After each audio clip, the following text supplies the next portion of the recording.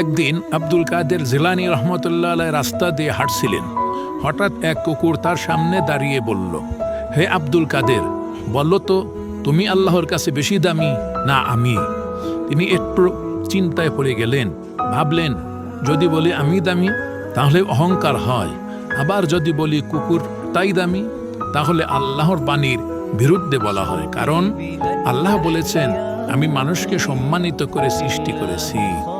এই গভীর ভাবনার মাঝেই তিনি সুন্দরভাবে জবাব দিলেন, যদি মৃত্যুর পর আমার জায়গা জাহান্নামে হয় তাহলে তুমিই দামি, আর যদি আল্লাহর রহমতে জান্নাতে যাই তাহলে আমি তোর চেয়ে দামি।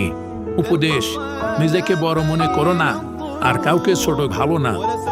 প্রকৃত মর্যাদা নির্ধারণ হয় আমল ও আল্লাহর কাছে গ্রহণযোগ্যতার মাধ্যমে, দুনিয়ার রয়াল রূপ দিয়ে নয়।